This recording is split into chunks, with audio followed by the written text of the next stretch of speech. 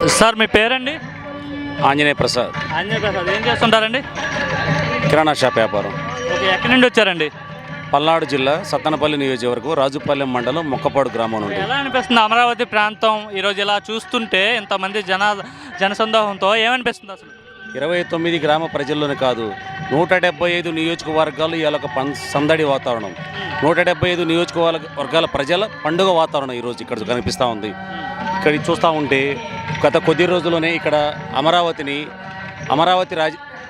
ఇక్కడ ఆంధ్రప్రదేశ్ రాజధాని అమరావతి కొద్ది రోజుల్లోనే హైటెక్ సిటీలా మారబోతుందని మాకు అనిపిస్తుంది. అంత నమ్మకం ఏంటి కొద్ది హైటెక్ సిటీలా మారబోతుందని? ఇప్పుడు చంద్రబాబు నాయుడు గారు, డిప్యూటీ సీఎం పవన్ కళ్యాణ్ గారికి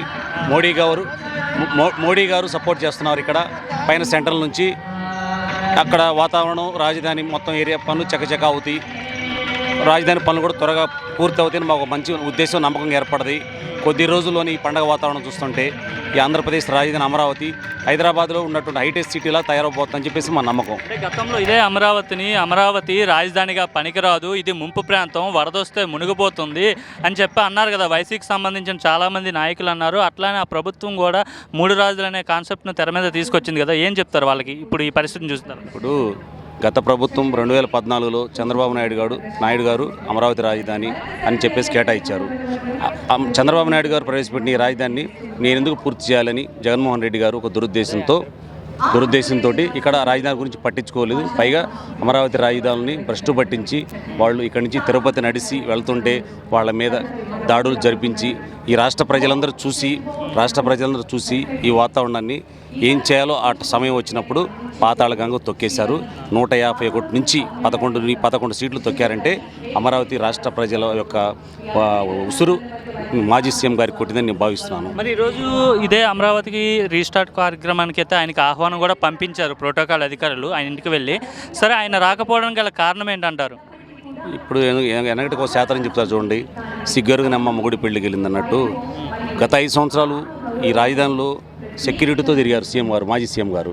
మరి అటువంటి ఈ పండుగ వాతావరణానికి రావడానికి మొహం ఎలా చెల్లుద్ది?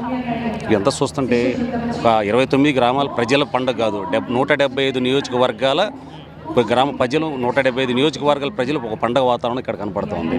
సుమారు 5 లక్షలు కాదు 10 లక్షల వరకు జనం వచ్చే అవకాశం ఉందని చెప్పేసి భావిస్తున్నాం. ఏంటి 11 నెలల కూటమి ప్రభుత్వ పరిపాలన చూసాక ఏమనిపిస్తుంది అసలు? గత 5 ఏళ్ల పరిపాలనకి ఈ 11 నెలల పరిపాలనకి తేడా ఏంటి? గత 5 సంవత్సరాలు మాజీ సీఎం జగన్మోహన్ రెడ్డి గారు నవరత్నాలని పేరుతో ఏదో బిస్కెట్ లాగా జనానికి డబ్బులు వేశారు. రాష్ట్రం మాత్రం డెవలప్ కాలేదు.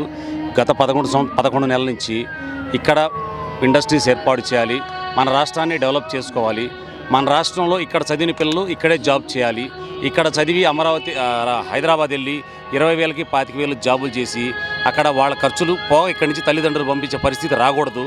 ఇక్కడ చదివి ఇక్కడే జాబ్ చేయాలి, ఆంధ్రప్రదేశ్లో జాబ్ చేయాలి, ఆంధ్రప్రదేశ్ రాష్ట్రంలో పరిశ్రమల పూర్వకంగా డెవలప్ అవ్వాలి, అవుద్దని కోరుకుంటాం మనస్ఫూర్తిగా. అంటే కృష్ణా గుంటూరు జిల్లాలకు సంబంధించిన చాలామంది నేతలు ఈ రాజధాని అమరావతిని వ్యతిరేకించారు కదా. వైసీపీలో ఉన్న వాళ్ళు, మంత్రులుగా ఉన్న అప్పుడు అంబటి రాంబాబు కావచ్చు, కృష్ణా జిల్లాలో ఉన్న కొడాలి నాని కావచ్చు, వీళ్ళంతా వ్యతిరేకించారు కదా, రాజధాని సమీప ప్రాంతాలకు చెందిన వారైనా సరే. ఏమండి, పైన సీఎంగా జగన్మోహన్ రెడ్డి గారు ఉన్నారు. గత ప్రభుత్వంలో వాళ్ళు ఎట్లా చెప్పమంటే అట్లా చెప్తారు. లోకల్ నాయకులు కావచ్చు, మంత్రులు కావచ్చు, గత ప్రభుత్వంలో వాళ్ళ నాయకుడు ఎట్లా చెప్తే అట్లా చేయమని చెప్పారు, అంతేగాని వాళ్ళదేం లేదు. అది అంటే ఎలా ఉంది ఇప్పుడు గత ప్రభుత్వంలో మంత్రుల పనితీరుకి ఇప్పుడున్న ప్రభుత్వంలో ఉన్న మంత్రుల పనితీరుకి వాటి తేడా ఏంటంటారు? మంత్రులు కాదు, టోటల్గా ప్రభుత్వంలోనే గత ప్రభుత్వానికి ఈ ప్రభుత్వానికి చాలా తేడా ఉంది. కూటమి ప్రభుత్వం ఇలాగనే ప్రతి గ్రామ స్థాయి నుండి, మండల స్థాయి నుండి, నియోజకవర్గ స్థాయి నుండి ప్రతి ఒక్క జన సైనికులని తెలుగుదేశం పార్టీ వాళ్ళు కలుపుకొని పోయి ముందుకు అడుగేసి రాబోయే రోజుల్లో కూడా మళ్ళీ కూటమి ప్రభుత్వం అధికారంలోకి వచ్చేటట్టుగా జన సైనికులు కలుపుకొని పోవాలని ప్రతి ఒక్క తెలుగుదేశం నాయకులను కోరుకుంటున్నాం. అంటే మీరు అంటున్నారు వచ్చే ఎన్నికల్లో కూడా మళ్ళీ కూటమి అధికారంలోకి వస్తుందని చెప్తున్నారు, కానీ జగన్మోహన్ రెడ్డి అంటున్నాడు 2.0 అంటే చూపిస్తాను, మళ్ళీ నేనే అధికారంలోకి వస్తాను, చంద్రబాబు నాయుడు పరిపాలన పైన ప్రజలంతా కూడా చాలా విరక్తి పొంది ఉన్నారని చెప్తున్నాడు ఆయన. వ్యతిరేకత ఉన్నవాళ్ళు వ్యతిరేకతగానే మాట్లాడతారు. మాకు నమ్మకం ఉంది మళ్ళీ నెక్స్ట్ పీరియడ్ కూడా గత 5 సంవత్సరాలు కూడా జన సైనికులను కలుపుకొని కూటమి ప్రభుత్వం ఏర్పడుతుంది పక్కా, అందులో డౌట్ లేదు. ఈ కూటమి ప్రభుత్వం వచ్చిన తర్వాత వైసీపీకి సంబంధించిన కార్యకర్తలపైన నాయకులపైన కక్ష సాధింపు చర్యలకు పాల్పడుతున్నారు. రేపు పొద్దున మా ప్రభుత్వం వస్తుంది, మేము కూడా ఎవరిని వదిలిపెట్టమనేసి అయితే మీ పల్నాడు జిల్లాకు సంబంధించిన మాజీ మంత్రి విడుదల రజనీ అంటున్నారు. అంటే ఆ విషయాలు మాకు రాజకీయ నాయకులు ఇప్పుడు ఎవరు అధికారంలో ఉంటే వాళ్ళు చలాయిస్తారు, వాటి గురించి మాకు అనవసరం. గత 11 నెలల నుంచి గత ప్రభుత్వం కంటే ఈ 11 నెలల ప్రభుత్వం పనితీరు బాగా ఉంది.